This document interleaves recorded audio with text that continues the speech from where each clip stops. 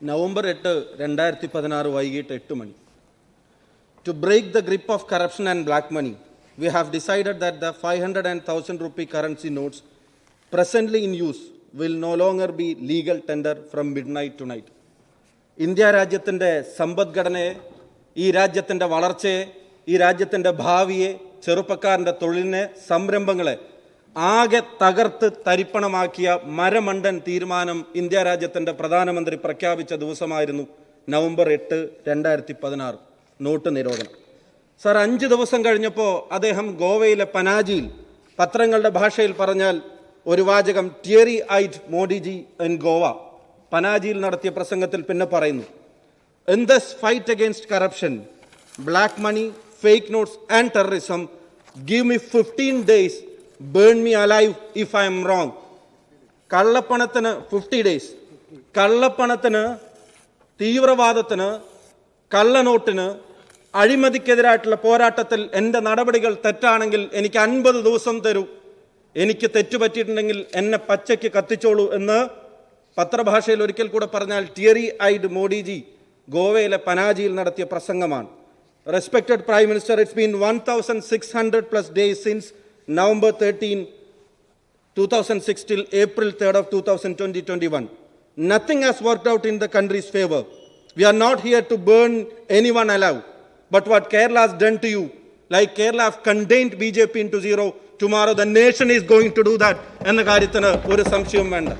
Sir, 1600 ദിവസങ്ങളായി എനിക്ക് തെറ്റുപറ്റിയാൽ 50 ദിവസം തരൂ എന്ന് രാജ്യത്തിൻ്റെ ജനങ്ങളുടെ മുന്നിൽ കണ്ണീര് പൊഴിച്ച് പറഞ്ഞ പ്രധാനമന്ത്രിയുടെ പ്രസംഗം കഴിഞ്ഞിട്ട് 1600 ദിവസമായി. ഇന്നേക്കല്ല, ഏപ്രിൽ 3, 2021 ഏപ്രിൽ 3, 2021 1600 ദിവസങ്ങൾ കള്ളപ്പണത്തിനെതിരായിട്ടുള്ള പോരാട്ടത്തിന് തൻ്റെ നടപടിക്കായി എന്ന് അറിയിക്കപ്പെട്ട ദിവസത്തിൽ കള്ളപ്പണം കടത്താൻ ശ്രമിച്ചതിൻ്റെ പേരിൽ, തെരഞ്ഞെടുപ്പ് ഫണ്ട് എന്ന പേരിൽ, ഇവിടെ ഈ രാജ്യത്തെ ഏറ്റവും വലിയ സാമ്പത്തിക കുറ്റകൃത്യമെന്ന് BJP തന്നെ വിശേഷിപ്പിക്കുന്ന രേഖയില്ലാത്ത പണം കേരളത്തിൽ ചെലവഴിക്കാൻ BJP നേതാക്കന്മാരുടെ ഒത്താശയോടെ കടന്നു വന്ന് പിടിക്കപ്പെട്ട ദിവസങ്ങൾക്ക് 1600 ദിവസമായെങ്കിൽ നോട്ട് നിരോധനത്തിന്റെ പേരിൽ ഈ രാജ്യത്ത് നടപ്പിലാക്കിയ നരേന്ദ്രമോദിയുടെ തീരുമാനത്തിന്റെ ഏറ്റവും വലിയ പരാജയത്തിന്റെ ഒടുവിലത്തെ ഉദാഹരണവും അതിന് BJP നൽകുന്ന സാക്ഷ്യപത്രവുമാണ് ഈ കൊടകരയിലെ BJPയുടെ കുഴൽപ്പണ കേസ് എന്ന്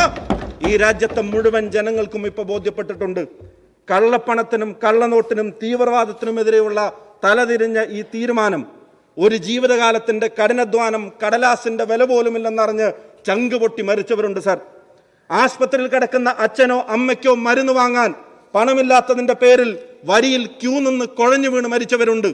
മകളുടെ കല്യാണം നടത്താൻ കരുതി വെച്ച പണത്തിന് കടലാസിന്റെ വിലയില്ലെന്നറിഞ്ഞ് ഹൃദയം പൊട്ടി മരിച്ചവരുണ്ട്. പൊന്നു മക്കൾക്ക് അന്നം വാങ്ങാൻ കഴിയില്ല എന്നറിഞ്ഞ് വേദനയോടെ നൊന്ത് മരിച്ചവരുണ്ട്. നൂറുകണക്കിന് ആളുകളുടെ ജീവൻ നോട്ട് നിരോധനത്തിന്റെ പേരിൽ ഇന്ത്യ രാജ്യത്ത് നടപ്പിലാക്കിയതിന് രാജ്യത്തിന്റെ പ്രധാനമന്ത്രി പറഞ്ഞ മറുപടി, നിങ്ങളുടെ ത്യാഗം ഈ രാജ്യത്തെ അഴിമതി മുക്തമാക്കുമെന്നുള്ളതാണ്. നിങ്ങളുടെ ത്യാഗം ഈ രാജ്യത്ത് നിന്ന് കള്ളപ്പണത്തെ തുടച്ചു നീക്കുമെന്നുള്ളതാണ്. നിങ്ങളുടെ ത്യാഗം ഈ രാജ്യത്തെ കള്ളനോട്ടിനെതിരെയുള്ള പോരാട്ടത്തിൽ ഏറ്റവും വലിയ ഫൈറ്റ് ആവുമെന്നുള്ളതാണ്. വീണെടുത്ത് കിടന്ന് വിദ്യയാക്കുന്ന ഒരു മറുപടിയുടെ പേരിൽ ഡിജിറ്റൽ ഇന്ത്യയിലേക്കുള്ള ട്രാൻസ്ഫോർമേഷൻ ആണെന്നും പറഞ്ഞു വെച്ചു. വൃദ്ധമാതാവിനെ പോലും വരിയിൽ നിർത്തി നാടകം കളിച്ച് ഇന്ത്യയുടെ പ്രധാനമന്ത്രി നടത്തിയ ഈ തീരുമാനത്തിന്റെ പേരിൽ ഈ രാജ്യത്തിനുണ്ടായ നഷ്ടങ്ങൾ എന്തൊക്കെയാണ് സാർ? 3 ലക്ഷം കോടിയുടെ കള്ളപ്പണം തിരികെ വരില്ല എന്ന് പറഞ്ഞു. ഈ രാജ്യത്തിന് അത് വലിയ നേട്ടമാകുമെന്ന് പറഞ്ഞു. അവസാനം കറൻസിയുടെ സർക്കുലേഷൻ ഉണ്ടായതിൽ 99.3% കറൻസിയും തിരിച്ചു വന്നു. സാർ, വെറും 10700 കോടി രൂപ മാത്രം തിരിച്ചു വരാൻ ബാക്കി. എന്നാൽ പുതിയ നോട്ടടിച്ചതിൽ 12877 കോടി രൂപ ചെലവായെന്ന് സർക്കാർ തന്നെ പറയുന്നു. ചെറുകിടം, ഇടത്തരം വ്യാപാര വ്യവസായങ്ങൾ തകർന്നു. കോടിക്കണക്കിന് ആളുകൾക്ക് തൊഴിൽ നഷ്ടപ്പെട്ടു. 36 കോടിയുടെ കള്ളനോട്ട് 2017-18 പിടിച്ചത് 2000 രൂപയുടെ ആയിരുന്നു. കള്ളനോട്ടിന്റെ വിനിമയത്തിൽ 480% വർധനവുണ്ടായെന്ന് ധനമന്ത്രാലയത്തിന്റെ ഫിനാൻഷ്യൽ ഇന്റലിജൻസിന്റെ റിപ്പോർട്ട് തന്നെ വ്യക്തമാക്കി. ഈ രാജ്യത്തിന്റെ GDPക്ക് 2% തകർച്ച ഉണ്ടാവുമെന്ന് ഇന്ത്യയുടെ പ്രഗത്ഭനായ, ഇന്ത്യ ലോകത്തിന് മുന്നിൽ അഭിമാനത്തോടെ തല ഉയർത്തിപ്പിടിച്ചിരുന്ന നാളുകളിൽ ഇന്ത്യ നയിച്ച ഡോക്ടർ മൻമോഹൻ സിംഗ് ഒരു വാണിംഗ് പോലെ ഈ നാടിനോട് പറഞ്ഞപ്പോ അദ്ദേഹത്തെ കുളിമുറിയിൽ കോട്ടിട്ട് കുളിക്കുന്നവനെന്ന് പരിഹസിച്ചു. അവസാനം ഇന്ത്യയുടെ GDPക്ക് 1.5% തകർച്ചയുണ്ടായി. 2,25,00,000 രൂപയുടെ നഷ്ടം ഇന്ത്യയുടെ GDPക്ക് ഉണ്ടായി. തീവ്രവാദ വിനിമയത്തിലുണ്ട്. ആ കള്ളപ്പണം പക്ഷേ BJP-ക്കാരുടെ കയ്യിലും BJP-ക്ക് വേണ്ടപ്പെട്ടവരുടെ കയ്യിലുമാണ് എന്നുള്ളതാണ് ഇപ്പൊ രാജ്യത്തുണ്ടായിക്കൊണ്ടിരിക്കുന്ന മാറ്റം. സാർ, ഒരു സീറ്റ് പോലും ജയിക്കുമെന്ന് ഉറപ്പില്ലാത്ത ഒരു സംസ്ഥാനത്തേക്ക് പോലും കോടിക്കണക്കിന് രൂപയുടെ ഫണ്ട് പമ്പ് ചെയ്യാൻ ഇവർക്ക് എവിടുന്നാണ് പണം? 60 വർഷം ഇന്ത്യ ഭരിച്ച കോൺഗ്രസിന്റെ ആസ്തി 1350 കോടിയാണ്.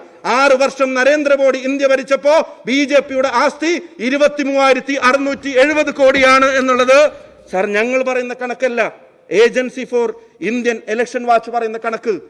കള്ളപ്പണത്തിനെതിരായിട്ടുള്ള പോരാട്ടത്തിന് ധാർമ്മിക യുദ്ധം അതിന് പിന്തുണ പ്രഖ്യാപിച്ച BJP-യുടെ നേതാക്കന്മാർ, ആ നേതാക്കന്മാരുടെ പ്രസ്താവനകൾ നിങ്ങൾക്കറിയാം. നോട്ട് നിരോധനം നടന്നപ്പോ ഇപ്പോഴത്തെ BJP സംസ്ഥാന അധ്യക്ഷൻ ശ്രീ K. സുരേന്ദ്രൻ ഉൾപ്പെടെയുള്ള ആളുകൾ, ശ്രീ കുമ്മനം രാജശേഖരൻ ഉൾപ്പെടെയുള്ള ആളുകൾ അവർ പറഞ്ഞത് കള്ളപ്പണക്കാർ മാത്രം വിരളി പൂണ്ടാ മതി എന്നുള്ളതാണ്, ബാക്കിയുള്ളവർ വിരളി പൂണ്ട ആവശ്യമില്ല എന്നുള്ളതാണ്.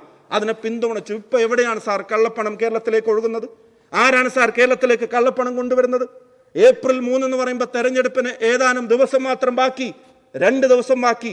2 ദിവസം ബാക്കി നിൽക്കുമ്പോൾ കർണാടകയിൽ നിന്ന് ഈ റിപ്പോർട്ടുകൾ ശരിയാണെങ്കിൽ 10ഓളം കോടി രൂപയുടെ തുക അത് 1-2 ജില്ലകളിൽ സപ്ലൈ ചെയ്ത് ബാക്കിയുള്ളതുമായിട്ട് വരുന്ന വാഹനമാണ് ഇവിടെ കൊടകരയിൽ വെച്ച് പിടിക്കപ്പെടുന്നത്. അത് പോലീസല്ല, അവിടെ ഒരു അക്രമം നടന്നു, ആ പണം തട്ടിയെടുത്തു. പക്ഷെ ഒരു കാര്യം ശ്രദ്ധിക്കുക, അവിടെ FIR വരുന്നത് ഏപ്രിൽ മാസം 7-ാം തീയതി, അതായത് തെരഞ്ഞെടുപ്പിന്റെ 3 ദിവസം മുമ്പ് വരെ ഇതിനൊരു പരാതി കൊടുക്കാൻ പോലും ഈ പണം നഷ്ടപ്പെട്ടവർ തയ്യാറാവുന്നില്ല. ഒരു സ്റ്റേഷനിൽ ഒരു കംപ്ലൈന്റ് കൊടുക്കാൻ പോലും തയ്യാറാവുന്നില്ല.